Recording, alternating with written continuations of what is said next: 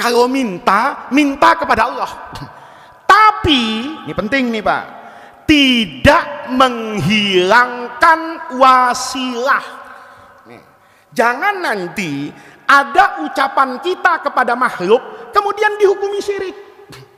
Kalau minta tolong, jangan minta tolong sama kiai, minta tolong sama Allah. Ya udah, kalau nanti ada kebakaran di sini, jangan minta tolong sama pemadam kebakaran. Ya Allah padamkan api, ya Allah padamkan api, jangan panggil pemadam kebakaran. Kira-kira rumahnya hangus apa enggak? Ya kebakar. Assalamualaikum warahmatullahi wabarakatuh. Bismillahirrahmanirrahim. Alhamdulillahirabbil alamin. Wassalatu wassalamu ala asyrafil anbiya'i wal mursalin wa ala alihi wa sahbihi ajma'in. Amma ba'du. Jamaah hadirin hadirat sekalian yang saya muliakan, pagi hari ini saya diminta oleh pengurus Masjid Jami' Darussalam untuk menyampaikan hadis yang ke-19 dalam kitab Al-Arba'in An-Nawawiyah.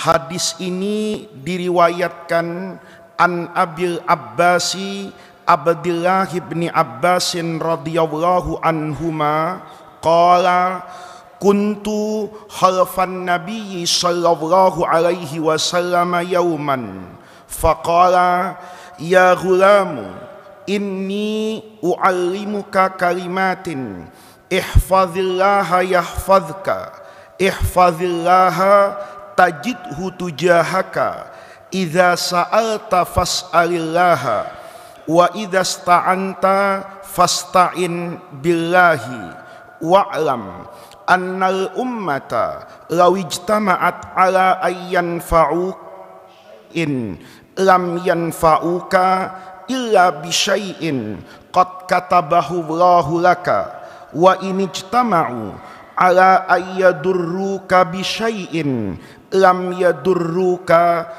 illa bi syai'in qad katabahu Allahu 'alaika rufi'atil aqlamu wa jaffatis suhufu rawahu at-Tirmidzi wa qala hadisun hasanun sahihun wa fi riwayati ghairi at-Tirmidzi ihfazillaha tajidhu amamaka ta'arraf ila Allahi fir rakhai ya'rifka fisyiddati wa'lam anna an-nasra ma'as sabri wa anna al-faraja ma'al karbi wa anna ma'al usri yusra. Hadirin sekalian, hadis yang ke-19 ini diriwayatkan oleh sahabat Rasulullah sallallahu alaihi wasallam, yaitu Abu Abbas Abdullah bin Abbas radhiyallahu anhu.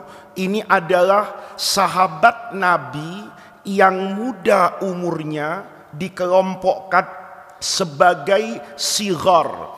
Sighar itu junior, usianya muda tetapi ilmunya luar biasa. Jadi sahabat-sahabat Nabi itu yang dikelompokkan sebagai al-ulama. Jadi sahabat Nabi itu tidak satu level pada aspek keulamaannya.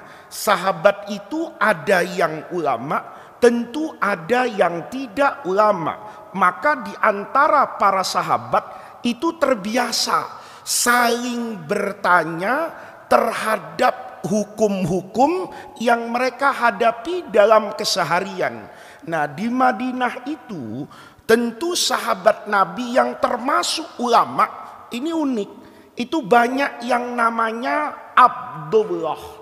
Jadi ada orang Arab tuh menjamakkan nama Abdullah itu jadi Al-Abadilah. Ini nama-nama Abdullah yang menjadi sahabat terkemuka Rasulullah. Ada yang senior, minas sabiqin al-awwalin fil Islam, termasuk orang-orang yang pertama masuk Islam. Itu adalah sahabat Abdullah ibni Mas'ud.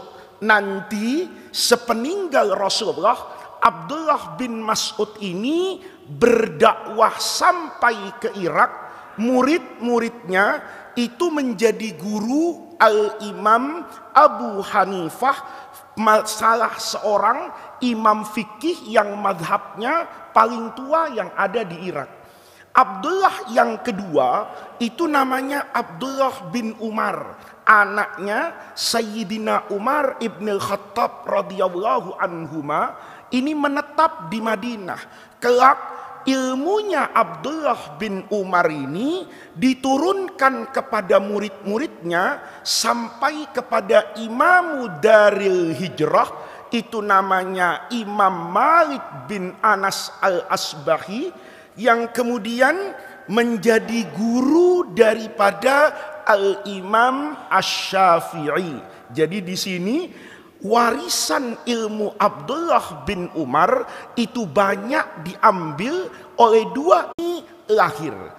Beliau hijrah itu menjelang Fathu Makkah, ketika Rasulullah balik dari kota Madinah kemudian menguasai kembali kota Makkah. Itu terjadi pada bulan Ramadan sekitar tahun 8 Hijriah. Jadi Rasulullah di perjalanan dari Madinah mau masuk Mekah, ini Abdullah bin Abbas dengan ayahnya baru mau hijrah ke Madinah. Ketemu di kota yang namanya Juhfah. Rasulullah sedang menuju ke Mekah, ini ke Madinah. Di Juhfah itulah kemudian masuk Islam dan menjadi pengikut Rasulullah. Jadi kalau kita lihat ini 8 tahun ketika Fathu Makkah ditambah 3 sebelum Nabi hijrah, usianya ketika bertemu dengan Rasulullah itu baru 8 tambah 3, keluar angka 11 apa itu? Tahun. Nanti berkumpul dengan Rasulullah itu hanya sekitar 2 tahun kurang. Kemudian Rasulullah wafat, anak muda ini yang didoakan oleh Rasulullah, Allahumma faqihhu fiddin wa'allimhumut ta'wil. Ya Allah, kata Nabi, jadikan anak ini faqihhu fiddin, orang yang paham agama, wa'alimhu ta'wil, dan ahli menafsirkan Al-Quran. Tentu doa Nabi mustajab, sekalipun junior nanti termasuk sahabat Rasulullah yang paling didengar fatwanya oleh sahabat Umar ibn Khattab radhiyallahu anhu. Jadi ini Sayyidina Abdullah ibni Abbas yang meriwayatkan hadis ini itu usianya muda, Pak, tapi ilmunya luar biasa. Sayyidina Umar itu jadi khalifah, itu tidak akan memutuskan fatwa hukum sebelum bertanya ujungnya kepada Sayyidina Abdullah ibni Abbas.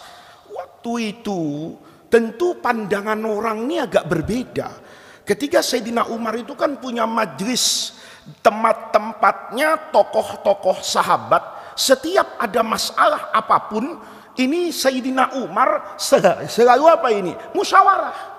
Kata Sayyidina Umar, ini ada masalah ini, bagaimana keputusannya? Itu yang duduk di sekitar Sayyidina Umar itu kan tokoh-tokoh sahabat. Di situ ada Sayyidina Utsman, di situ ada Sayyidina Ali, di situ ada banyak tokoh sahabat. Tiba-tiba ada anak yang kalau bahasa sekarang tuh ABG. Anda bisa bayangin kan, Rasulullah wafat umurnya itu kira-kira ya mungkin masih 12 atau 13 tahun. Sayyidina Abu Bakar katakan memerintah 3 tahun sekian bulan, genapkan saja 4 tahun, itu masih kira-kira umur 16, Pak. Itu jadi mufti di Madinah, bayangin. Itu jadi sahabatnya Sayyidina Umar dalam memutuskan apa itu? Memutuskan hukum. Maka ada orang, ini kan orang kadang-kadang itu suka ngelihat lahiriahnya, Pak, dicibir. Kalau sekarang dibully. Ini orang masih muda kok kumpul di majelisnya asyuyuh ini.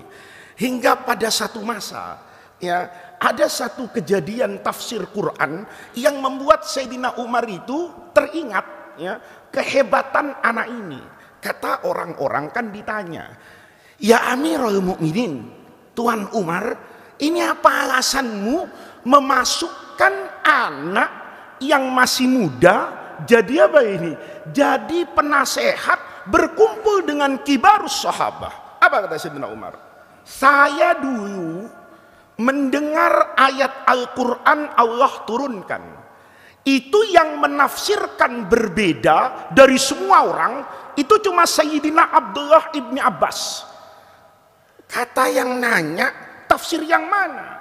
Kata Sayyidina Umar, surah An-Nasr itu, idza jaa nasrullahi wal fath wa ra'aitan nasa yadkhuluna fi dinillahi afwaja, dan seterusnya. Waktu ayat-ayat ini diturunkan surah An-Nasr, itu semua sahabat tertawa kecuali Abdullah ibni Abbas yang menangis. Kata Sayyidina Umar, ini semua orang tertawa karena ayat itu isinya bisyarah. Bisyarah itu kabar gembira. Kata Allah, idza jaa nasrullahi wal fathu, kalau nanti datang pertolongan Allah, wal fathu, dan semuanya akan dibuka, dari yang asalnya az-zulumat dibuka menjadi nur, dari yang asalnya jahiliyah dibuka menjadi nur cahaya Islam dan iman. Nanti kamu akan melihat wa ra'aitan nasa yadkhuluna fi dinillahi afwaja, orang berbondong-bondong masuk Islam dari yang asalnya di Mekah dulu, jangankan untuk sholat, bahkan mengumandangkan nama Allah saja itu dalam keadaan bahaya dan takut. Nanti akan datang masa orang akan terang-terangan berbondong-bondong seperti ombak di lautan yang menghantam pantai tidak ada habisnya, masuk ke dalam ajaran agama Islam. Tentu sahabat senang semua, ketawa. Akhirnya menang, akhirnya jadi mayoritas, akhirnya banyak. Kecuali sahabat Abdullah ibni Abbas nangis. Karena aneh ini, orang lagi semuanya senang, dia sendirian nangis. Sayyidina Umar tertarik ini. Ini anak masih junior ini, masih 12 tahun, masih 13 tahun, menangis di tengah-tengah yang senior itu tertawa. Maka ditanya, maladzi yubkika? Kamu kenapa nangis? Yang lain ketawa, yang lain bersyukur, yang lain senang, yang lain bertakbir, ini nangis. Kata Abdullah bin Abbas, bagaimana saya tidak nangis? Ayat itu membawa kabar duka bahwa sebentar lagi Rasulullah Shallallahu Alaihi Wasallam itu akan wafat dan meninggalkan kita. Ini ayat nggak ada, Pak, ngasih tahu kalau Rasulullah itu akan meninggal. Ayat tadi kan nggak bawa bendera kuning, Pak, nggak mempersiapkan 6 bulan, dan Rasulullah waktu itu sehat walafiat. Kata Abdullah bin Abbas, ini Umar, saya nangis ini karena ini na'yun min indillah, ini warning, kabar duka ini. Kata Umar, di mana dukanya? Ara'aita ya Umar, apa pandanganmu Umar? Coba gunakan matamu, mata batinnya. Kalau semua orang sudah bertauhid kepada Allah, semua orang sudah sujud kepada Allah, semua orang sudah tunduk kepada Allah, apa ada yang tersisa dari tugas Rasulullah Sallallahu Alaihi Wasallam? Semua nabi kalau tugasnya sudah paripurna, sudah selesai, itu pasti akan dipanggil oleh Allah Subhanahu wa Ta'ala. Bayangin, Pak, itu kan tafsir yang luar biasa. Itu tafsir al-isyari yang tidak mudah.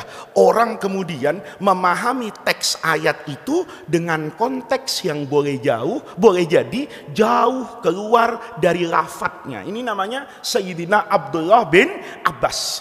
Nah, beliau ini sepeninggal Rasulullah di Madinah, selesai ngaji, belajar dengan banyak sahabat utama, akhirnya nanti lebih sering ada di Mekah dan dimakamkan di Taif. Warisan ilmu beliau itulah nanti yang banyak diambil diantaranya oleh Al-Imam Ahmad bin Hambal, yang memang besar awalnya ngajinya di Mekah, kemudian juga kembali ke Irak. Jadi saya ngajarin kayak gini tuh, Pak, supaya kita itu arif bahwa semua ulama mazhab itu berdalil kepada Rasulullah, berguru kepada Rasulullah. Ini kan ada orang salah paham. Kalau dikasih tahu fikih, lalu dibandingkan dengan Quran dan hadis. Kan ada orang kadang-kadang nanyanya itu nanya yang salah gitu. Ikut Quran apa ikut Imam Syafi'i? Itu separuh pinter banyak gobloknya Pak itu.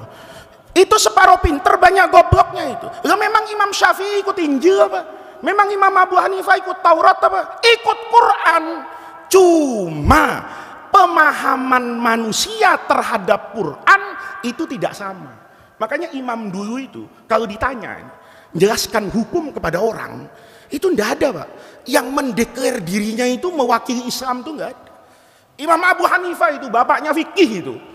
Bapaknya fikih Pak. Yang kata Imam Syafi'i, laula Abu Hanifah, kalau seandainya tidak ada Imam Abu Hanifah, itu tidak ada orang yang mengerti ilmu fikih bisa paham itu. Apa kata ulama? Imam Abu Hanifah, Imam Syafi'i, Imam Ahmad, Imam Malik itu memahami Al-Quran. Jadi kalau ditanya guru, yang guru fatwakan ini pandangan siapa? Nggak ada. Ini Quran, kamu tidak taat sama saya berarti melawan Quran. Nggak ada, nggak ada. Ya. Ya mungkin ya, tapi kalau ulama besar itu Imam Abu Hanifah itu ditanya, guru yang tadi difatwakan tuh pendapat siapa? Dia jawab, pendapat saya. Pasti benar guru? Belum tentu. Belum tentu. Kata Imam Abu Hanifah, yang saya sampaikan ini belum pasti benar, tapi itu yang maksimal bisa saya sampaikan. Kalau ada orang lain yang memiliki pemahaman lebih bagus dari saya terkait dengan Quran dan hadis, maka ambil pendapat orang itu. Lihat. Jadi Imam Abu Hanifah, Imam Malik, Imam Syafi'i, Imam Ahmad itu punya sanad yang bersambung kepada siapa ini? Rasulullah. Bukankah Nabi misalnya yang Madinah, contoh saja ini, yang Madinah ada sahabat yang tadi itu Abdullah bin Umar punya murid misalnya Nafi' punya murid langsung ini Imam Malik. Imam Malik punya murid langsung namanya Al-Imam Asy-Syafi'i. Itu mata rantai. Jadi tidak boleh orang membandingkan pendapat Quran dengan imam itu, tidak salah tanya itu. Jadi kalau ada orang nanya, Pak ikut Imam Syafi'i apa ikut Quran dan hadis? Itu sama dengan bapak saya tanya, kalau mau milih, bapak milih bapaknya bapak apa ibunya bapak yang mati duluan? Itu kan pertanyaan salah gitu. Ya, ada orang suka nanya itu pertanyaan yang tidak layak untuk ditanyakan. Kenapa? Karena tidak menggambarkan pemahaman dia terhadap apa ini? Terhadap agama. Maka dulu ada orang di pengadilan itu ditanya sama hakim, kamu mau saya putuskan dengan pendapatnya Imam Ahmad bin Hambal apa dengan Quran dan hadis? Maka orang tadi jawab, saya mau diputus hukum ini dengan mazhabnya Imam Ahmad bin Hambal. Kata hakimnya, ya ajaban laka, aneh. Saya tawarkan Quran, kok milih pandangannya Imam Ahmad? Apa kata terdakwa itu? Saya lebih percaya dengan pemahamannya Imam Ahmad terhadap Quran daripada pemahamanmu hakim terhadap Quran. Saya baca Quran, apa saya paham? Enggak. Yang saya sampaikan ke bapak-bapak ini, itu paham saya terhadap hadis, itu paham saya terhadap Quran. Kalau kemudian ibarat dokter nih, ada dokter masih baru praktek di puskesmas dengan dokter yang sudah profesor, spesialis, subspesialis di rumah sakit. Bapak percaya sama siapa? Saya kelihatannya hebat di sini Pak, karena tidak ada Imam Syafi'i. Seandainya Imam Syafi'i ada di samping saya, ini bukan lagi layak untuk dibandingkan, kebanting habis saya. Kenapa? Apa yang kita tahu itu boleh jadi sejatinya itu masih ada batasan ilmunya. Jadi saya menyampaikan hal ini supaya orang itu arif gitu loh, supaya orang itu bijaksana. Kadang ngaji belum fasih, tajwidnya kanan kiri, mahrot tidak jelas, itu sudah nyalain imam besar itu. Wah ini salah, ini sesat, ini bid'ah, tanpa dia tahu ad-dalil wajhul istidlal, dan dalil ini menunjukkan atas apa ini apa. Makanya Bapak, ilmu itu luar biasa. Abdullah bin Abbas itu kalau datang ke rumah sahabat itu tidur di depan rumahnya sahabat. Dia mau berguru misalnya kepada siapapun yang alim yang ada di kota siapa itu? Madinah. Itu ketika dia datang, itu datang dengan kerendahan hati. Dia datang ketok rumahnya, dibuka, ditanya, guru di mana? Tidur. Beliau ini kan keluarganya Rasulullah itu tidur di depan ikut Pak.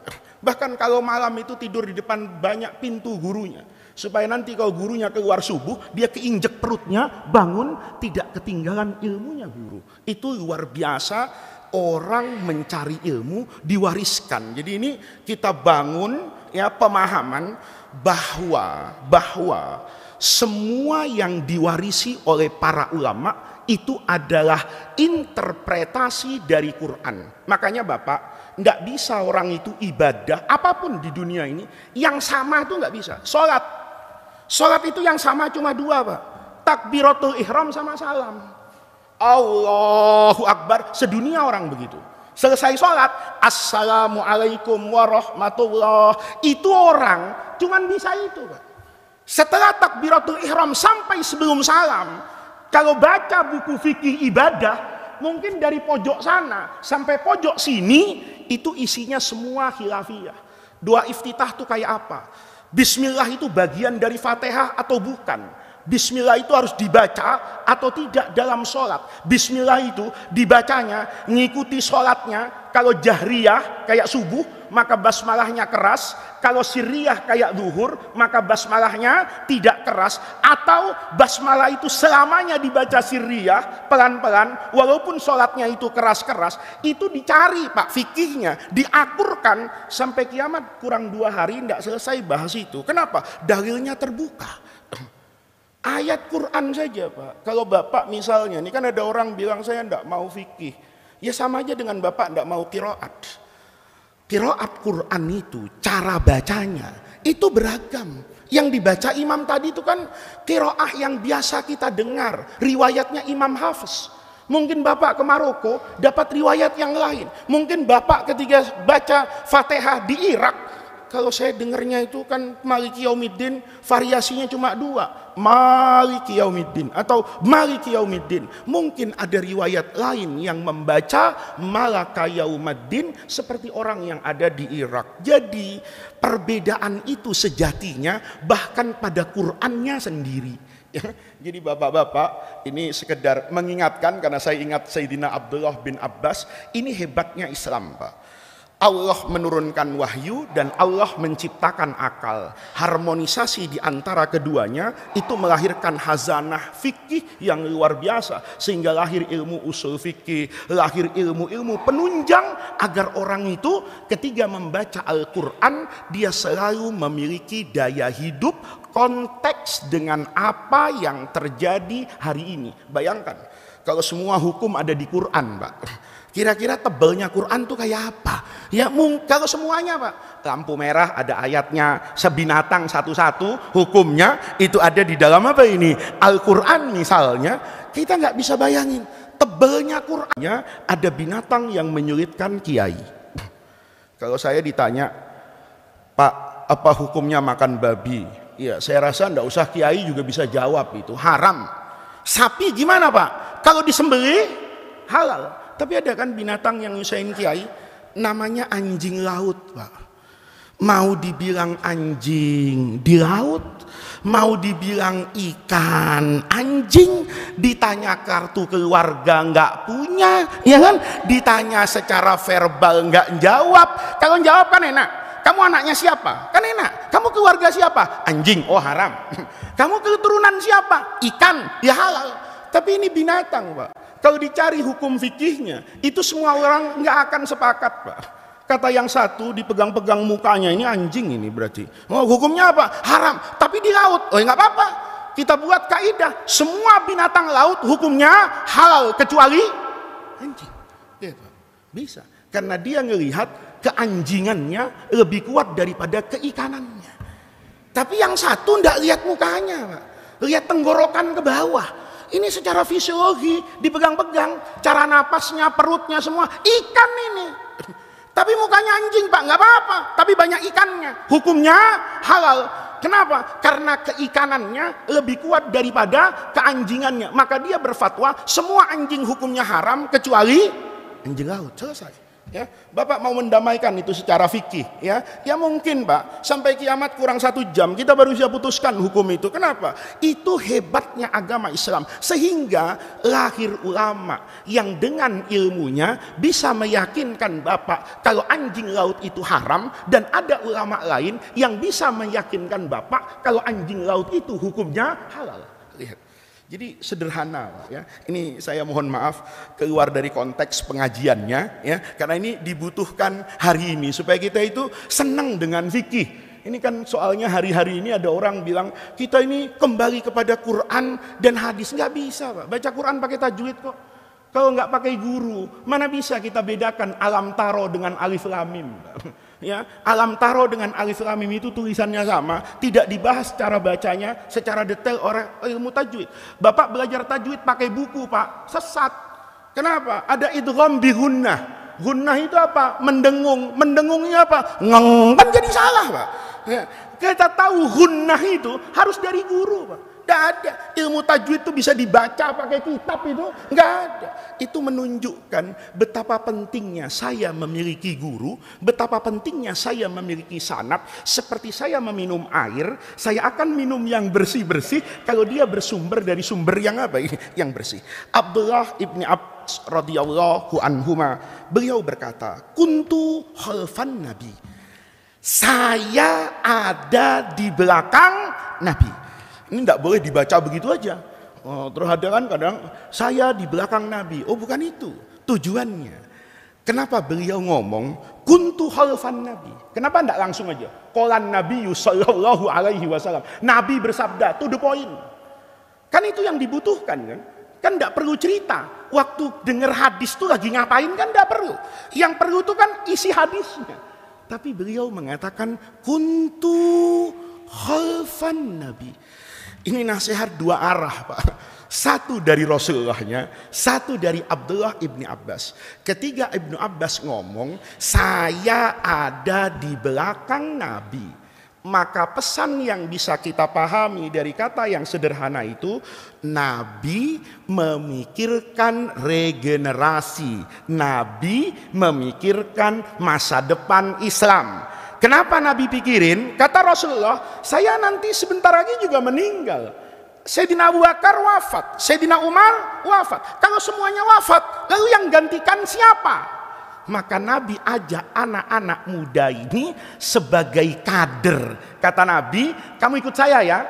Kan begitu, Pak. Karena Nabi bilang, kamu ikut saya lah, maka saya ikut di belakang Rasulullah. Nih, jadi di masjid ini juga gitu, Pak. Ya, imam tuh tidak boleh mikirin dirinya sendiri, tapi harus ngelihat ke belakang. Ada nggak anak muda yang masih mau belajar apa ini? Quran. Nanti kalau imamnya pergi, lalu yang gantikan siapa? Jangan sampai ada masjid itu mazhab berjamaah, imamnya itu mazhab dorong-dorongan. Ya, yang mau sholat tuh 5, semuanya dorong-dorong. Lu aja. Kenapa? Semuanya ndak pede jadi imam. Tapi Rasulullah mengajak Ibnu Abbas, kamu ikut saya ya, kamu setiap hari sama saya ya, supaya nanti kamu ngerti kalau saya meninggal, yang jadi kiai kamu, yang jadi guru kamu, yang jelaskan Quran kamu, yang jelaskan hadis kamu. Ada orang berantem nih, nanti yang jadi hakim kamu. Ada orang mau curhat, yang dicurhati kamu. Ayo sekarang magang. Paham magang, Pak? Magang ikut saya. Kuntu khalfan Nabi. Itu buat Rasulullah, buat bapak-bapak. Anak mudanya sebaliknya. Kuntu khalfan Nabi. Setiap anak muda itu harus punya keinginan belajar dari yang tuaan. Ya, ini kan khalfah di belakang. Kata Nabi, saya dengan kamu itu mungkin sama-sama hebatnya. Tapi orang tua itu biasanya lebih hebat dari anak muda, karena orang tua itu sudah pernah muda, anak muda belum pernah tua. Ya, itu kan hadis tuh ngajarin akhlak dan keindahan.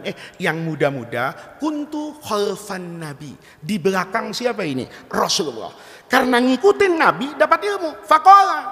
Satu ketiga, Rasulullah itu manggil beliau nih, Abdullah bin Abbas, ya gulam, wahai anakku. Ini saya u'allimuka kalimatin. Saya mau ajarkan satu, apa ya? Kalau bahasa sekarang tuh filosofi hidup. Satu nasihat, satu kunci, kamu bawa kunci ini, semua yang ada dalam hidup itu bisa kamu buka dan bisa kamu masuki, mengantarkan kamu kepada gerbang kesuksesan. Kata Nabi, dengerin ya, saya mau ajarkan kepada kamu beberapa kalimat. Yang pertama, ihfazillah, jaga Allah. Jaga Allah itu bukan saya menjaga Allah. Jaga Allah, jaga syariat Allah. Kalau Allah bilang sholat subuh itu jam 4:10, jaga. Jangan ngarang sendiri sholat subuh jam 8, nggak ada. Ihfazillah, kata Allah, berzina itu haram. Kalau punya syahwat nikah, jangan ngarang-ngarang sendiri. Ihfazillah. Kalau kamu mampu menjaga Allah, hukum dan syariatnya, ketentuan dan takdirnya kamu jaga, kamu hormati, kamu taati, tajidhu, kamu pasti akan mendapati Allah tujahaka di hadapan kamu. Lihat, Nabi Yusuf itu kan jaga Allah, Pak. Nabi Yusuf itu kalau kita baca kerangka ayatnya, itu sebetulnya Allah ingin ngajarin sama Nabi Yusuf tuh, kalau mau cari alibi bisa. Nabi Yusuf itu kan kita taunya digoda sama Zulaiha gitu aja. Tapi ayatnya itu memberi inspirasi. Ayatnya bilang gini, warawadathu allati huwa fi baitiha. Enggak disebut Zulaiha. Pada ayat itu mau bilang gini, Nabi Yusuf digoda oleh Zulaiha. Selesai. Tapi ayatnya bunyinya enggak gitu, Pak. Nabi Yusuf digoda oleh siapa? Oleh orang perempuan yang Nabi Yusuf numpang di rumahnya. Itu kan Allah tuh mau ngajarin Yusuf, kalau nggak kuat udah sikat. Nih dengerin ya Pak ya, ini bukan bahasa kasar nih, supaya cepet aja ngajinya nih. Kalau lo nggak tahan, kata orang Betawi, udah sikat tuh Zulaiha. Nanti kalau ditanya orang atau ditanya malaikat, kenapa kamu berzina? Gua kan nggak bisa ngapa-ngapain, yang maksa gua atasan. Gua numpang di rumahnya, kalau gua nggak nurut diusir. Alibi kan Pak? Kita kan sering begitu. Saya ini mau sholat Pak, tapi kata atasan jangan. Saya udah mau berangkat Jumatan, tapi sama atasan diajak keluar. Maka saya nggak bisa sholat. Kenapa? Karena saya bawahan. Ada atasan. Ayat tuh mau bilang gitu. Nabi Yusuf, kalau engkau terjerumus ke dalam zina misalnya, kau masih punya alibi. Saya ini dipaksa. Nah, apa kan orang gitu? Oh, gua kepaksa sih, akhirnya begitu. Kan begitu. Ada perempuan pakai auratnya terbuka, bagaimana lagi gua kelihatan ini nyupir, mau gua gimana ini? Nyupir kan bisa berhenti, Pak. Bisa ke pom bensin, ini enggak. Malah istiqomah ya tuh perempuan.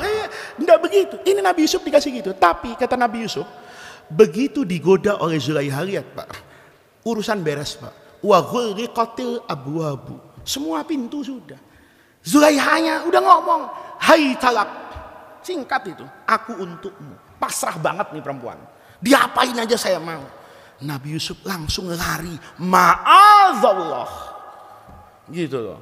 Ma'adzallah, lihat nih, kedekatannya kepada Allah.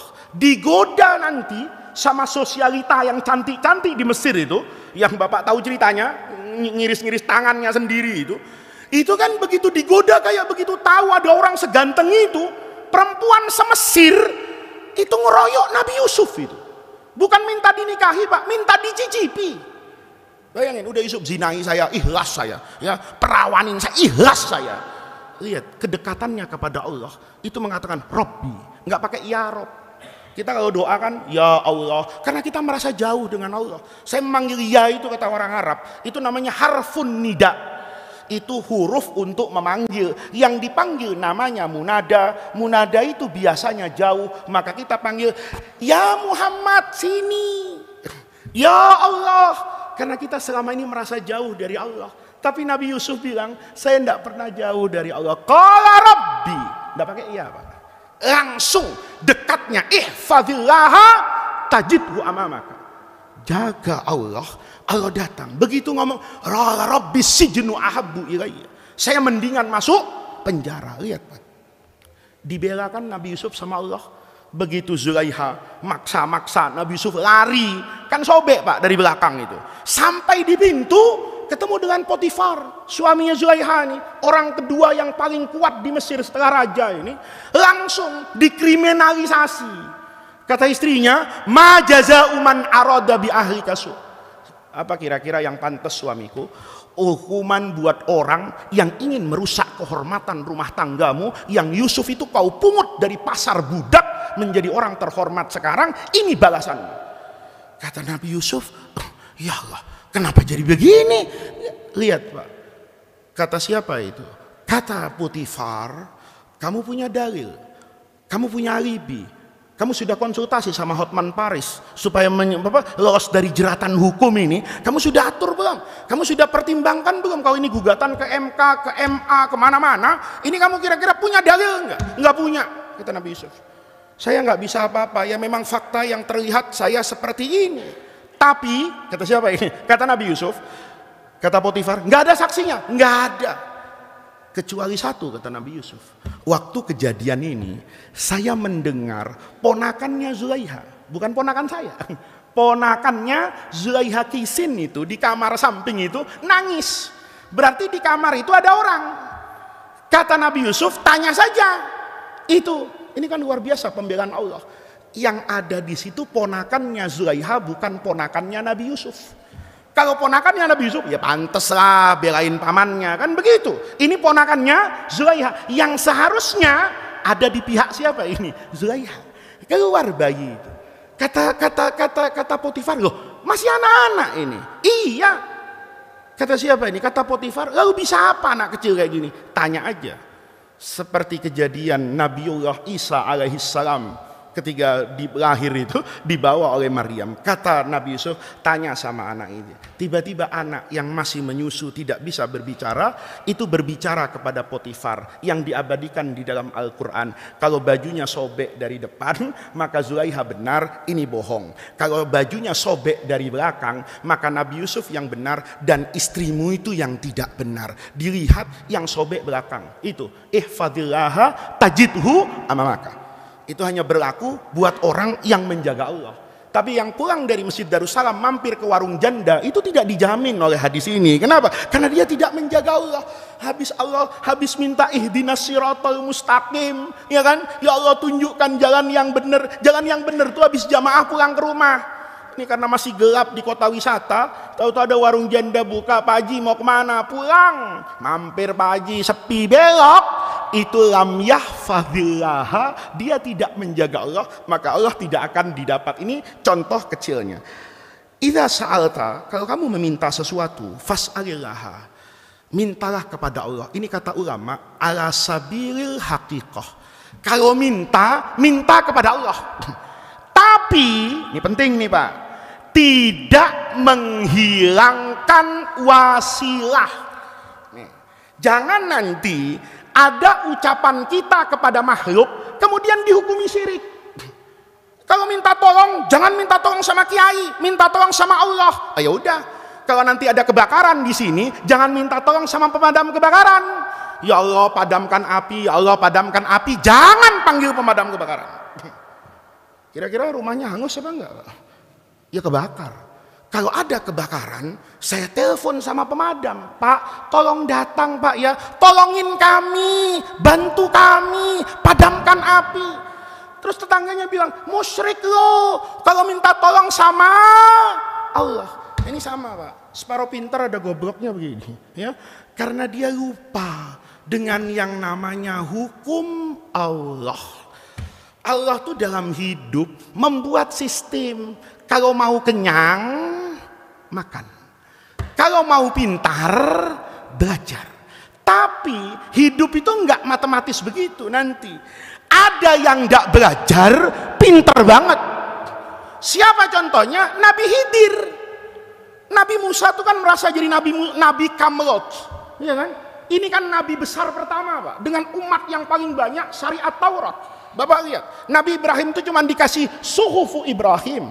Umatnya berapa sih Nabi Ibrahim? Padahal bapaknya Nabi. Umat terbanyak pertama itu kan Nabi Musa. Nanti Nabi Isa, kemudian Rasulullah. Kan Nabi Musa bilang, Masya Allah, ini elektabilitas tinggi saya ini, ya kan? Partai besar ini Bani Israel. Maka dia nggak sombong Pak. Cuma nanya sama Allah, ya Allah, kayaknya di muka bumi ini yang paling pinter saya. Itu sombong pada tempatnya, Pak. Karena yang ngomong itu Musa alaihissalam. Kata Allah, enggak gitu Musa. Ada orang yang lebih hebat dari kamu. Kata Nabi Musa, siapa? Hamba saya yang namanya Khidir. Di mana tempatnya? Wah susah. Ya, alamatnya nggak jelas. Ya, kalau kamu mau sungguh-sungguh, hanya orang yang bersungguh-sungguh bisa jadi muridnya Khidir. Kalau enggak sungguh-sungguh, nggak bisa. Kata Nabi Musa, deal. Jibril bilang sama Allah, gua mau ngaji sama tuh kiai. Kayak apa sih ilmunya? Syaratnya berat. Deal, saya kerjakan. Kata maka Jibril, lu bawa ikan pepes dari Bogor. Entar kalau pepes yang ada di kantongmu itu loncat, di situ Nabi Khidir. Saya enggak usah cerita panjang-panjang, Pak. Kata Nabi Musa, siap. Sekalipun saya harus menghabiskan umur saya untuk berjalan mencari orang ini, saya cari. Ini, Pak. Nabi Musa itu merasa sangat-sangat apa itu? Sangat-sangat apa itu? Sangat-sangat. Lihat, tahu-tahu, Pak. Nabi Khidir lain lagi ilmunya. Ketemu. Hal attabiuka, bukan hal atbauka. Hal attabiuka. Nabi Musa itu merendah. Orang cari ilmu itu nggak bakalan dapat ilmu kalau sombong depan gurunya.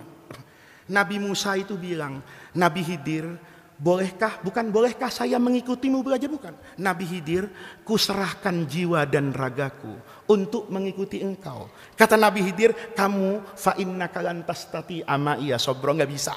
Lu nggak sabar katanya. Sabar katanya. Bener ya katanya. Pokoknya jadi murid, nurut, jangan protes-protes. Saya cuma nerima murid yang taat, tidak nerima murid Protestan yang suka protes nih. Ya. Kata Nabi Musa, siap. Ayo berangkat cari ilmu. Kancol. Naik kapal, Pak. Di tengah laut, kapalnya dibolongin, Pak. Kata Nabi Musa, ini ilmu apaan ini?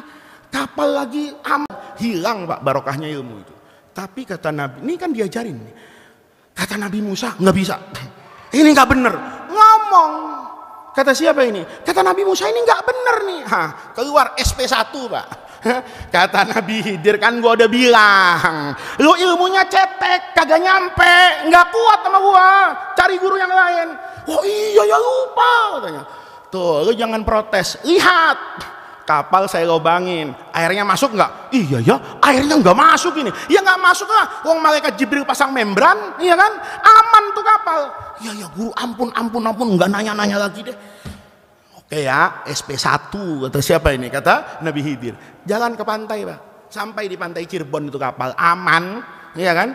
Turun ada orang dua, dipanggil sama Nabi Khidir. Sini loh katanya. Dipikir mau didoain, taunya dipotek palanya mati, Pak. Kretek gitu. Kata Nabi Musa, Masya Allah, kejahatan ini bunuh orang. Ataqtulu nafsan, kamu membunuh orang ini yang diharamkan oleh Allah darahnya. Nabi Khidir bilang, SP2. Kan gue bilang loh, jangan nanya. Bapak tahu kan, sampai yang ketiga itu, ya dia kehausan, kelaparan, minta minum nggak ada yang ngasih. Tahu-tahu pagar di kampung itu miring, diperbaiki. Kata Nabi Musa, ngapain? Orang sekampung tuh nggak mau ngasih minum kita, masa iya kita kerja bakti di situ? Enak aja kata Nabi. Udah SP3, lu nggak cocok jadi murid. Lihat, Pak. Ini kan menggambarkan sesuatu yang luar biasa. Jadi hukum Allah itu buat kalau orang mau pintar belajar. Tapi ada orang gurunya siapa, ilmunya aneh, tapi Nabi Musa kalah, Pak. Begitu dijelasin kan nunduk Nabi Musa itu. Lo tahu nggak kapal itu kenapa saya rusak? Lihat, kenapa kapal itu saya rusak? Saya rusak kapal itu karena nanti ada raja yang akan merampas semua kapal. Kalau kapal ini rusak, itu tidak akan diapakan itu? Diambil. Kata Nabi Musa, oh iya benar. Yang kedua dijelasin itu namanya ilmu yang tanpa apa ini? Sekolah. Tapi ada ilmu yang harus sekolah. Kalau Anda mau kaya, ya bekerja. Tapi ada orang yang tidak bekerja kaya. Siapa? Korun. Maka Bapak, itu namanya sunnatullah. Kalau saya minta tolong sama dokter, dok, saya sakit, dok, orang tua saya sakit, dok, ini parah, tolong dokter, sembuhkan. Enggak musyrik. Kenapa? Karena saya tahu sembuhkan itu bahasa majas. Ini kinayah, engkau yang punya ilmunya, engkau yang mengerti, tolong kerjakan. Kalau ini dikerjakan secara zahir sembuh, tapi sejatinya yang menyembuhkan itu Allah. Ada orang yang ke dokter kemudian sembuh, ada orang yang ke dokter tidak sembuh, ada orang yang sakit jadi sehat, ada orang yang sehat malah mati, gitu loh. Tapi itu namanya hukum sebab akibat. Jadi dalam agama itu tidak menafikan yang namanya tawassul. Bapak datang sama orang soleh. Siapa orang soleh? Orang yang azan di masjid ini 40 tahun. Itu kan lebih soleh dari saya, Pak. Kalau saya datang ke sini, hanya Allah yang tahu niatnya. Apa niat ikhlas, apa cari amplop, apa cari duit, ya, atau memperbanyak jamaah. Nanti 2029 saya mintain KTP-nya satu-satu untuk nyalon DPD. Siapa yang tahu? Tapi muadzin, azan di sini nggak pernah, Pak, kebayang urusan itu. Maka muadzin itu menurut saya itu jauh lebih hebat dan lebih soleh dari saya, Pak. Nah, orang yang kayak begini kemudian kita mintain doa. Pak muadzin, ini cucu saya lahir. Loh, ada apa, Pak? Bapak ini kan sudah 40 tahun. Setiap subuh cuma keluar kata-kata hayya 'alas shalah. Setiap subuh teriak-teriak 40 tahun as-shalatu khairum minan naum. Tidak mungkin Bapak tidak dipilih oleh Allah menjadi orang yang soleh, bisa meneriakkan azan dalam rentang waktu yang panjang. Tolong ya, ini anak saya baru lahir, saya minta muadzin air liur, sesuatu yang masuk pertama kali ke rongga badan cucu saya, anak saya, itu adalah air liur yang dipakai berazan 40 tahun di Cibubur. Mudah-mudahan nanti anak saya tidak berkata-kata kecuali yang baik. Ini ada orang bilang musyrik, minta sama Allah. Kalau gitu pusing, jangan minum Panadol. Kalau gitu sakit, jangan berobat. Kenapa? Kan yang menyembuhkan Allah. Kenapa Anda berobat? Karena itu hukum Allah. Kalau sakit berobat. Kalau obat dokter bisa menyembuhkan penyakit, obat itu bagaimanapun tetap makhluk. Kalau obat yang dibuat oleh pabrik obat, boleh jadi yang buat, yang racik, itu tidak sujud kepada Allah. Apa kemudian secara logika dan akal sehat serta agama tidak memungkinkan air liurnya orang yang soleh itu akan mengakibatkan kesembuhan kepada orang itu? Wong sama-sama wasilah. Sederhana, Pak. Bapak muterin Ka'bah itu. Ka'bah itu apa, Pak? Makhluk batu disusun-susun. Hajar Aswad itu apa? Ya batu, udah batu hitam lagi, ya kan? Makanya bapak-bapak yang hitam itu nggak usah rendah diri. Ya, kalau kata bininya abang hitam amat, gue hitam Hajar Aswad, dicintai orang sedunia, dicium gitu, Pak. Nah, Hajar Aswad itu batu hitam, tapi bapak cium itu menunjukkan kecintaan bapak kepada siapa itu? Allah. Saya cium ini bukan batunya, Pak, tapi disuruh sama siapa itu? Allah. Saya cium tangan orang tua saya cium tangan guru saya, itu bukan dalam kaitan sujud ibadah, tapi menghormati orang yang harus dihormati, dan penghormatan itu menjadi bagian dari perintah Allah. Itu artinya idza sa'alta fas'alillah. Ini urusan hati, bukan urusan luar. Minta tolongnya sama pemadam kebakaran, minta tolongnya sama Pak RT, tapi hatinya ditanam bahwa ini adalah hukum Allah, ini adalah teori sebab dan akibat, sejatinya adalah Allah Subhanahu wa ta'ala. Kenapa demikian? Nah, ini yang terakhir ini takdir, Pak. Kata Allah, segala sesuatu itu di belakang rufi'atil aqlam. Pena yang tugasnya nulis takdir. Kemudian takdir itu dikasih suhuf, lembaran. Bolpennya sudah nggak ada, tintanya sudah kering, nggak bisa diapakan ini, dihapus. Artinya apa? Kata Allah, sejatinya semua yang hidup itu sudah ada takdirnya. Nah, tapi Bapak jangan salah paham takdir. Ini kalau ngaji tasawuf, Pak. Oh, Allah itu tidak pernah sejatinya menciptakan dalam artian menciptakan. Tapi Allah mengadakan manifestasi dari semua nama Allah. Jadi semua ciptaan Allah itu sejatinya nggak ada yang baik dan nggak ada yang buruk. Semua ciptaan Allah itu sempurna. Coba Bapak lihat, ada kecoa, ada kucing Anggora. Milih mana? Milih kucing. Tapi kalau kecoa bentuknya kayak kucing, nggak indah hidup ini. Lihat, maka Allah menciptakan kecoa itu indah apa? Nggak ada indah buat Allah. Nggak ada baik dan nggak ada buruk. Yang ada kesempurnaan. Ada orang tanya, kenapa ada orang bermaksiat? Maksiat itu menunjukkan kesempurnaan Allah. Di mana sempurnanya Allah? Allah itu punya surga dan Allah itu punya neraka. Orang yang bermaksiat, Allah itu tetap sempurna. Di mana kesempurnaannya? Allah mampu memberikan taubat kepada orang tadi. Maka dulu ada orang, Pak, tawaf di Ka'bah itu, di depan Imam Abdul Hasan Asy-Syadzili, ini sufi besar. Orang itu doa, ya Allah, saya mohon ya Allah, semua manusia sedunia mulai sekarang taat semuanya. Doanya bagus, Pak. Maka Imam Asy-Syadzili itu negor orang tadi. Ya akhi, saudaraku, kalau semua orang di dunia ini sujud kepada Allah, lalu di mana artinya Al-Ghafurur Rahim? Lalu di mana arti At-Tawwabur Rahim? Ada yang bermaksiat karena Allah itu maha menerima taubat. Ada orang yang amalan maksiatnya sepanjang hidupnya itu banyak, tahu-tahu husnul khotimah, ngerjakan satu kebaikan, tapi rahmat Allah turun kepada orang itu, dibawa ke surga. Ada pelacur kasih minum anjing masuk surga. Itu matematikanya nggak ketemu, Pak. Ya, kalau Bapak ngasih minum saya masuk surga, pantas. Bapak dengerin pengajian, saya ngasih pengajian, dikasih minum, masuk surga, wajar. Ini jablay, ngasih minum anjing, ya, itu masuk surga. Kan logikanya bagaimana, Pak? Tapi Bapak juga jangan terus separuh-separuh ilmunya. Jablay ngasih minum anjing masuk surga. Gimana gua ngasih minum kiai ya? Akhirnya kasih minum.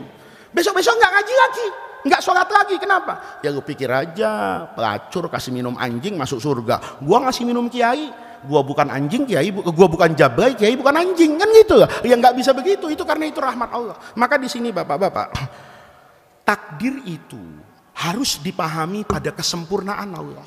Allah nggak pernah, Pak, oh Faiz kamu neraka, oh Faiz kamu surga, enggak. Tapi Allah tuh maha tahu. Apa artinya maha tahu? Sebelum terjadi sudah tahu. Wahadainahun najdain. Bapak bangun subuh tadi, bisa ke Masjid Darussalam, bisa terus tidur, bisa Car Free Day, sama-sama bisa. Apa yang membuat Bapak ke sini? Takdir. Takdir itu dari mana? Allah tuh maha tahu. Sebelum Faiz ada, Allah tahu ini makhluk satu nanti tanggal 23 Desember dia datang ke Masjid Darussalam. Allah tahu datangnya pakai baju putih, kemarin pakai jas misalnya. Allah maha tahu. Apa yang Allah tahu, Allah apakan itu? Tulis. Makanya hadis yang terakhir ini yang jadikan filosofi hidup, Pak. Ini karena waktunya yang pas-pasan. Ini saya katakan ini jadi filosofi hidup. Apa kata Nabi? Wa'lam, kamu harus selalu ingat, anna ma akhto'aka, apa yang bukan menjadi milikmu, lam yakun liyusibaka, juga nggak akan datang kepadamu. Wa ma asobaka, dan apa yang menjadi bagianmu, takdirmu, itu lam yakun liyukhti'aka, tidak akan pernah lari dari kamu. Hidup itu, Pak, kata guru saya, itu adem. Kalau punya filosofi, nggak pernah menghitung apa yang ada pada diri kita, tapi selalu melihat bahwa apa yang diberikan oleh Allah itu adalah karunia yang terindah dalam hidup kita. Begitu kita dapat kayak gini, kita tahu ini adalah takdir kita. Begitu apa yang kita harapkan, udah macam-macam, Pak. Sekolah, jadi orang pintar, tahu-tahu nggak jadi apa-apa di masyarakat. Ada orang nggak sekolah, nggak apa, tahu-tahu ketua RT. Tahu-tahu jadi lurah, tahu-tahu mungkin jadi presiden, tahu-tahu jadi raja misalnya. Orang nanya, ya Allah, dia dulu sekolah itu bodoh, kok bisa ya sekarang jadi CEO, kok bisa ya jadi direktur, sementara saya kok enggak bisa. Nah, itu gampang aja, Pak. Apa yang datang dan sampai kepada kita, itulah sejatinya takdir. Apa yang lepas dari genggaman kita, itu sejatinya bukan takdir kita. Ada banyak hal di dalam hidup itu yang sejatinya sangat bisa untuk kita dapatkan, tetapi kalau sampai wafat kita tidak bisa mendapatkan itu, kata kuncinya sederhana, bahwa itu bukan takdir saya, itu bukan bagian saya, maka hidup itu akan terasa indah. Ini yang bisa saya sampaikan pada pengajian pagi hari ini. Intinya adalah kebersihan hati kepada Allah Subhanahu wa taala. Makanya ketika Allah siapkan surga itu, ya, Allah katakan wa uzrifatil jannatu. Allah siapkan surga itu ghaira ba'id, tidak jauh dari neraka jahanam yang dilihat oleh orang siapa itu? Orang kafir. Ini Allah siapkan untuk siapa? Orang yang bertakwa. Likulli awwabin hafiz, buat orang awwab yang selalu kembali kepada Allah, hafiz dan menjaga hukum Allah. Siapa orang yang menjaga hukum Allah? Man khasyiyar rahmana bil ghaib. Orang yang merasa selalu dilihat oleh Allah, tidak dilihat oleh orang, tapi menjaga Allah. Jadi kalau bapak di rumah sendirian tetap sholat, itu pahalanya besar. Kalau di tengah jalan diajak temannya sholat, itu pahalanya dapat, tapi tidak sedapat ketika bapak tidak dilihat orang. Karena kalau dilihat orang boleh jadi nggak enak kan. Gue nggak enak ketahuan orang lagi pas Jumatan, ya gue Jumatan deh. Ini orang geblek nih Pak, ya kan? Tapi kalau orang bisa tanpa ada yang memaksa, tanpa ada yang melihat, bapak tetap baik dalam kesunyian hidup, itu tandanya termasuk orang yang man khasyiyar rahman, orang yang menjaga Allah. Ihfadzillaha tajidhu amamaka, ihfadzillaha yahfadka. Mudah-mudahan Allah jadikan jam'ana hadza jam'an marhuma wa tafarruqana min ba'dihi tafarruqan maksuma. Wallahul muwaffiq ila aqwamit thariq. Wassalamualaikum warahmatullahi wabarakatuh. Kalau masih ada waktu mau bertanya silakan, kalau enggak. Sekarang ini Bapak mau bertanya.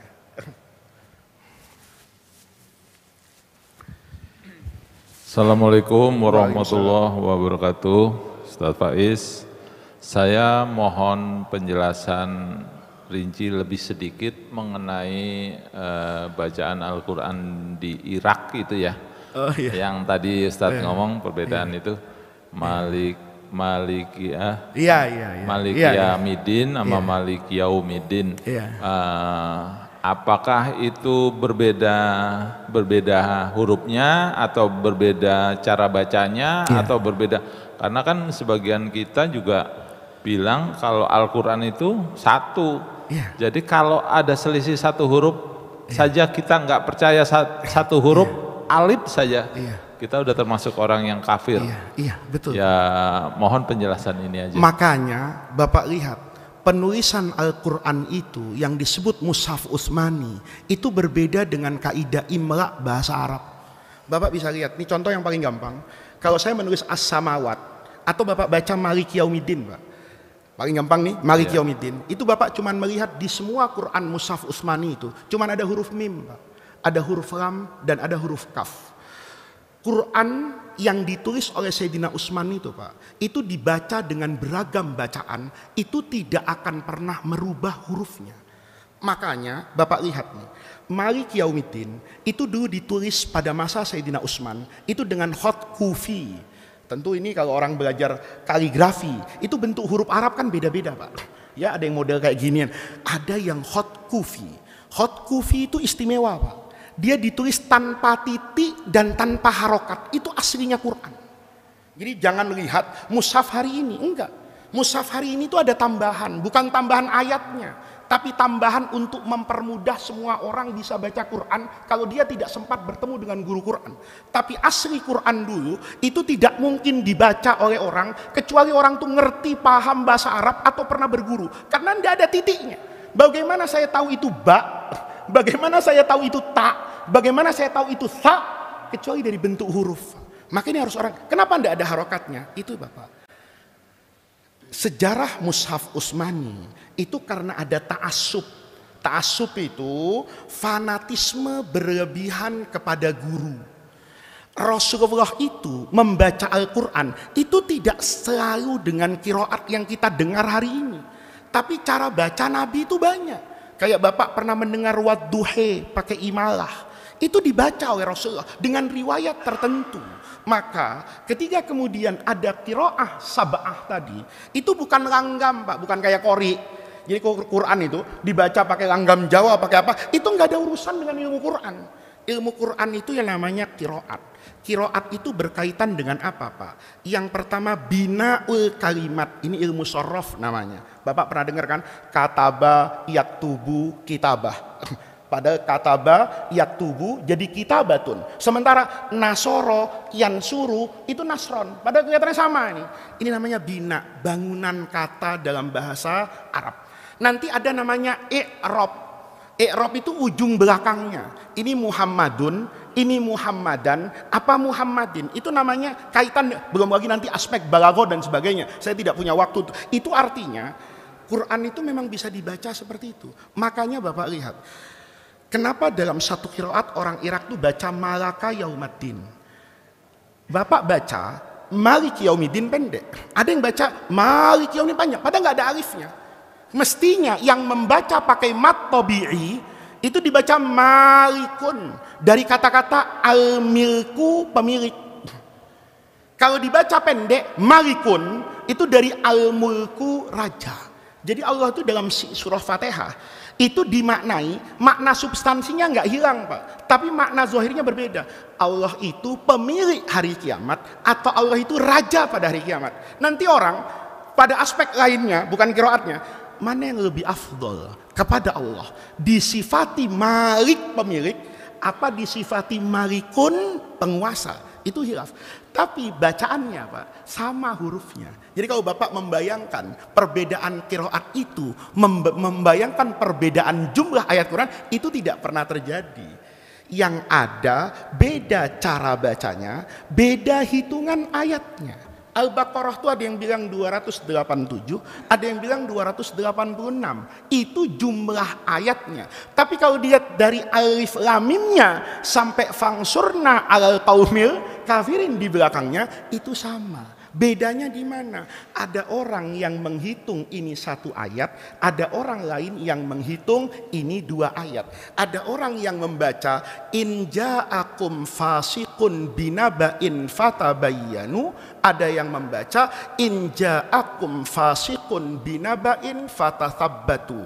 Kenapa sama Sayyidina Utsman ditulis tanpa titik, ditulis tanpa harokat? Karena kalau sekedar nulis saja tanpa titik dan tanpa harokat, maka fatabayyanu dengan fatathabbatu itu sama. Coba Bapak nanti di rumah tulis ayat Quran fatabayyanu, fa ta ba ya fatabayyanu, kasih wawu, kasih alif. Bapak tulis lagi fatathabbatu, tip ek titiknya, tip ek harokatnya, maka dibacanya bisa dua.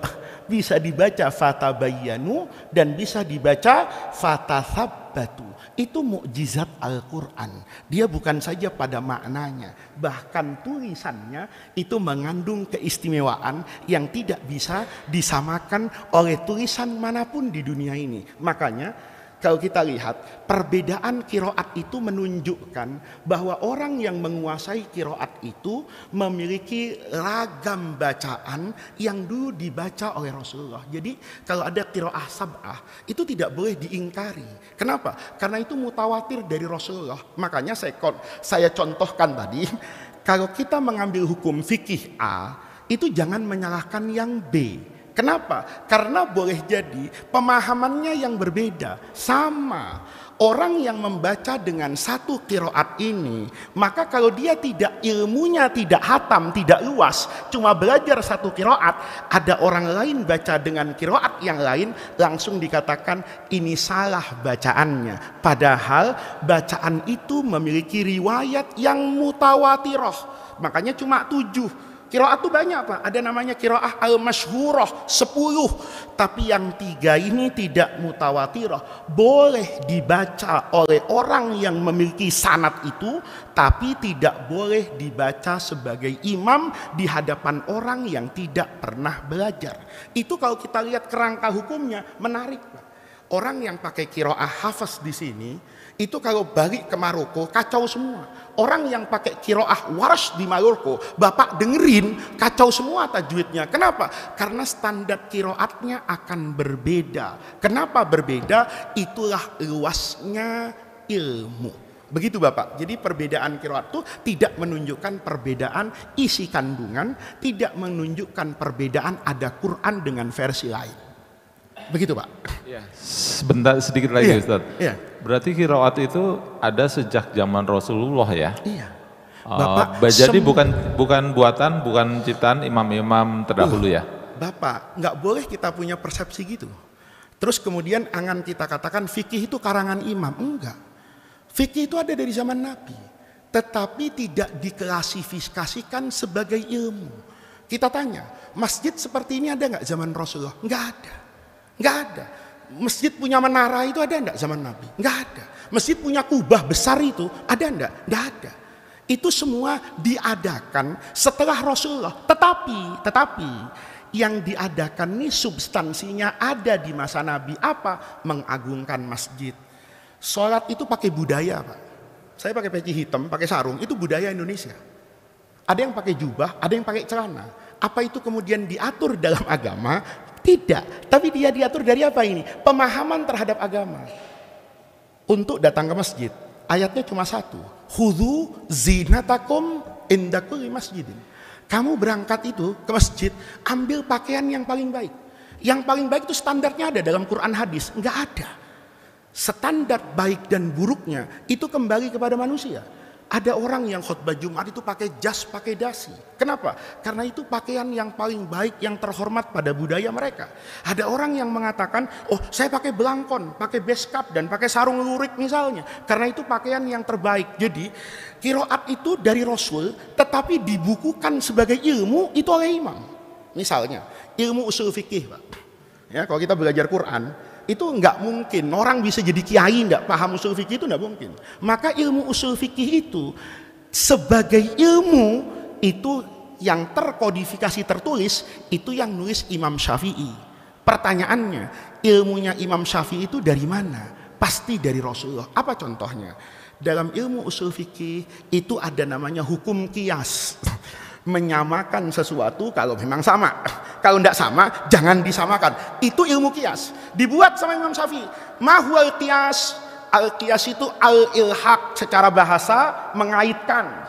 Ilhaqu syai'in bisai'in, mengaitkan sesuatu dengan sesuatu yang lain, lijami'in, karena ada benang merah alasan yang menyatukan mereka. Imam Syafi'i bilang, kalau mau melakukan qiyas, ada yang pertama namanya al-aslu, hukum yang mau kita tiru.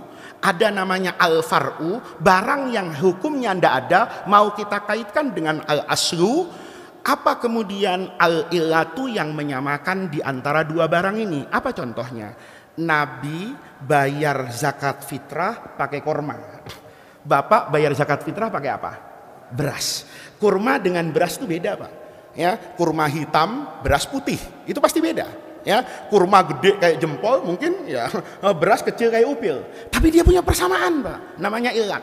Apa persamaannya? Ma yuqtatu wa yuddakharu. Itu nggak ada hadisnya. Nggak ada cari di Quran syaratnya zakat fitrah, nggak ada.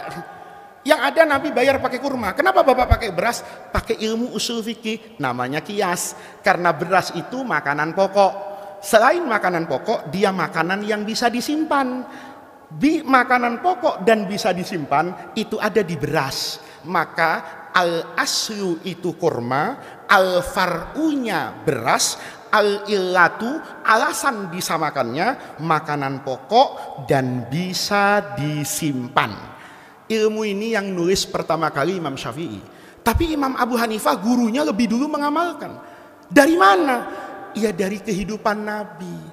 Ada perempuan datang sama Rasulullah. Nabi, ibu saya itu sudah wajib haji. Tapi ibu saya belum berangkat haji. Tapi mampu Rasulullah, cuman tidak berangkat. Gitu. Saya boleh nggak Nabi menghajikan ibu saya? Nabi nggak jawab pakai iya, Nabi nggak jawab pakai enggak. Tapi pakai logika qiyas tadi. Aro'aiti, apa pendapatmu? Laukana ala ummiki dainun. Kalau ibumu tuh punya hutang di toko, mati. Afakunti qadiyataha. Kamu yang bayarin hutang ibu? Ya tentu Rasulullah. Kalau ibu punya hutang di pasar, saya bayarin. Kata Nabi, fadainullah, maka hutang kepada Allah ahaqqu ayyuqda. Ini namanya ilmu qiyas, Pak. Nah, kenapa kok Nabi nggak menjelaskan usul fikih? Kalau Nabi buat usul fikih, lalu pahala diambil Nabi semua.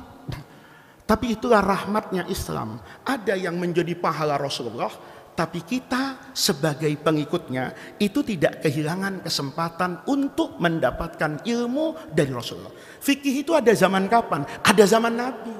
tapi ditulis dan terstruktur itu pasti setelah Nabi. Semuanya Bapak, Quran sebagai mushaf hari ini tidak ada zaman Nabi, tidak ada. Quran itu hufidho fis sudur, iya, semua sahabat hafal. Wa hufidho fis sutur, tapi juga dijaga dengan tulisan. Tapi tulisannya nggak kayak mushaf Pak. Ada di pelepah kurma, ada di tulang, ada di ini dengan beragam macam-macam. Begitu perang Yamamah, Sayyidina Abu Bakar, kata Umar, bahaya Abu Bakar nih. Yang hafal Quran penulis wahyu ini banyak yang mati. Nanti ada Quran yang tercecer di kebun orang. Wong nggak bisa ditaruh di rumahnya, wong batu. Kata Sayyidina Abu Bakar, apa pendapatmu? Kumpulkan hari ini mushaf dalam satu bentuk alat tulis, pakai kulit binatang dari surah Al-Fatihah sampai An-Nas. Abu Bakar bilang, saya tidak mau. Kenapa? Nabi tidak pernah mengerjakan itu. Maka tidak boleh orang itu mengerjakan ibadah. Nabi kerjain apa enggak? Enggak ada dalam Islam. Enggak ada. Nabi tidak pernah kuliah subuh Pak. Ya, enggak pernah bikin pengajian kajian Ahad, kajian Sabtu kayak Darussalam ini. Ini bid'ah, enggak pernah dikerjakan Nabi. Tapi bid'ah itu kan bukan hukum. Bid'ah itu hanya menjelaskan. Ini tidak ada di zaman Nabi. Tapi tidak semua yang tidak ada di zaman Nabi tidak boleh dilakukan. Maka Sayyidina Abu Bakar itu mengajarkan kepada kita, saya tidak mau Umar. Wong Nabi aja nggak nulis mushaf kok dari awal sampai akhir. Bagaimana saya mau nulis? Kata Umar, innahu khair. Tapi bagus, pikirkan masa depan umat. Iya hari ini hafal Quran semua. Kalau kita sekarang tidak bisa ngapalin Quran, wong sibuk nonton capres kemarin debat, ya kan, hilang hafalan kita. Ayo nanti bagaimana? Lama-lama mau Abu Bakar. Tulis Umar, ditulis Pak. Jadi mushaf ada dalam satu bentuk mushaf itu tidak pernah ada di zaman Rasulullah. Tetapi mushafnya ada dalam bentuk hafalan, dalam bentuk tulisan yang tersebar dalam bentuk ragam alat tulis, disatukan oleh Sayyidina. Maka ilmu tentang penulisan mushaf itu baru ada belakangan. Kenapa? Ada yang nulis dengan riwayat A, ada yang nulis dengan riwayat B. Nanti kalau Bapak ke Mekah, itu Bapak bisa beli Quran dengan riwayat yang berbeda-beda. Tanya sama, kalau Bapak ke Madinah, itu ada percetakan Quran besar, namanya Majma' Malik Fahad. Ya, itu didirikan di era 80-an. Saya tahun 90 masuk ke sana.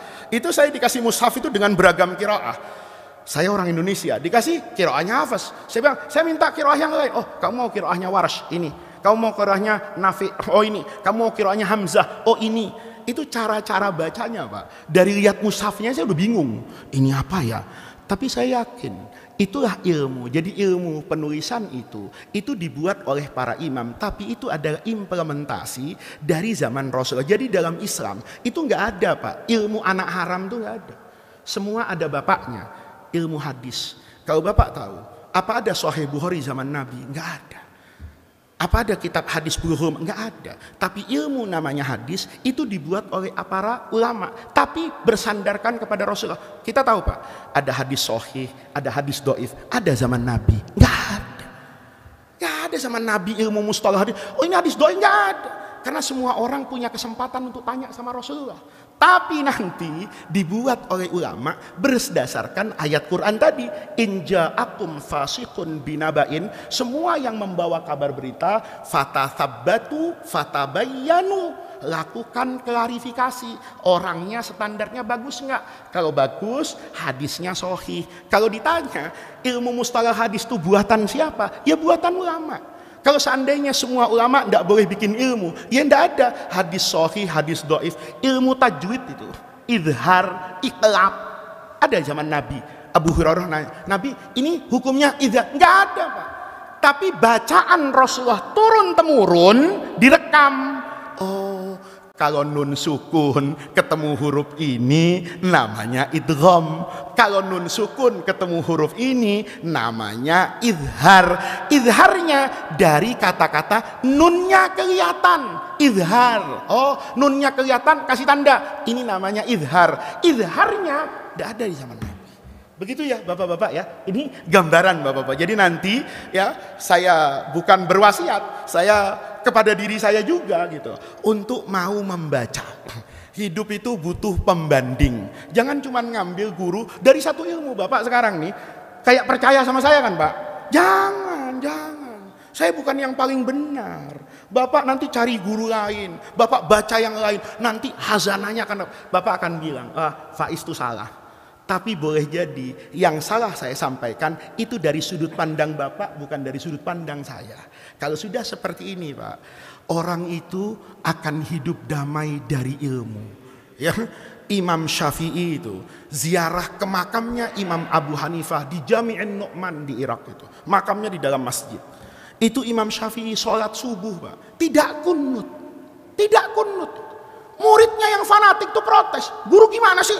Ngajarin kunut kok enggak kunut? Kata Imam Syafi'i, saya enggak kunut itu karena saya menghormati kepada orang yang ada di kuburan ini. Dalam hidupnya beliau berijtihad setelah membaca semua Quran dan semua hadis, beliau menyimpulkan kunut subuh itu tidak ada. Saya belajar dari semua ayat Quran, semua hadis, kunut subuh itu sunnah kalau ditinggalkan sujud sahwi, tapi tidak memisahkan di antara ulama itu untuk saling memuji dan saling mendoakan. Nah itu manusiawi Pak. Biasanya pemain bola itu habis main bola tukeran kaos, tapi supporternya berantem Pak. Ya kan? Ya, petinju itu habis tonjok-tonjokan bengep Pak. Begitu ronde terakhir, teng, salaman. Itu akhlak. Jadi kalau kita tidak bisa bersalaman dengan orang yang berbeda secara fikih, itu ngaji sama petinju Pak. Karena petinju itu akhlaknya luar biasa, itu fikih. Jadi sahabat itu berbeda, Bapak jangan bayangkan sahabat itu tidak berbeda, baca fikih. Semua yang ada dalam kitab Al-Masanid, itu kita akan melihat apa pandangan Sayyidina Abu Bakar, apa pandangan Sayyidina Umar. Itu kumpul, satu guru, satu ilmu, itu beda pendapat. Lihat hukum waris. Antara Zaid bin Sabit dengan mayoritas sahabat. Mayoritas sahabat tuh ngomong A, Zaid bin Sabit tuh ngomong B. Itu di Madinah. Padahal satu guru, satu ilmu. Itu fakta. Kalau Bapak tidak percaya, buka fikih mawaris, Bapak akan dapatkan begitu banyak masalah yang Sayyidina Umar berbeda. Sayyidina Umar dengan sahabat itu ada pada satu kelompok. Zaid bin Sabit menentang fatwa semua sahabat sendirian sampai meninggal. Dan itu biasa. Jadi agama itu luas, fikih itu luas, yang sempit itu hati kita. Ya, yang sempit itu hati kita. Kalau kita mau membaca semua itu akan jadi pesan saya supaya ini masjid kan bagus Pak. Masjid ini bagus, ngajarnya enak, duduknya enak. Saya berharap satu hari Masjid Darussalam itu bisa menjadi mercusuar ilmu. Siapapun berbicara atas asal memiliki referensi, sanad yang bisa dipertanggungjawabkan. Sudut pandangnya itu saya boleh tidak setuju, tapi saya harus menghargai bahwa itu semua yang disampaikan keluar dari rahim Islam itu sendiri.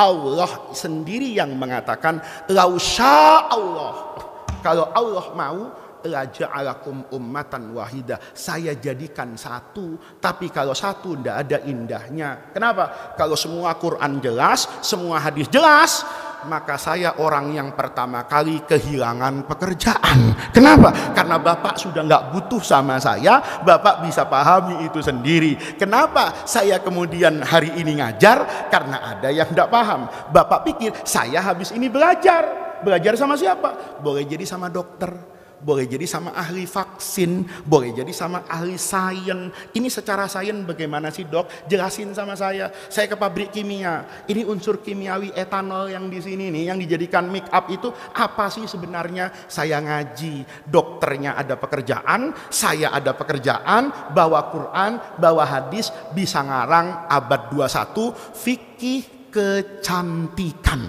yang dulu ndak ada. Kenapa? Itulah istimewanya Islam. Saya pikir sudah cukup sekali ya. Mudah-mudahan ini ada manfaatnya. Kita selalu bekerja, selalu belajar agar wawasan kita menjadi luas, hati kita menjadi luas, dan itu adalah warisan terbesar dari ajaran agama Islam. Sekian, kurang lebihnya saya mohon maaf. Wallahul muwaffiq ila aqwamit thoriq. Wassalamualaikum warahmatullahi wabarakatuh.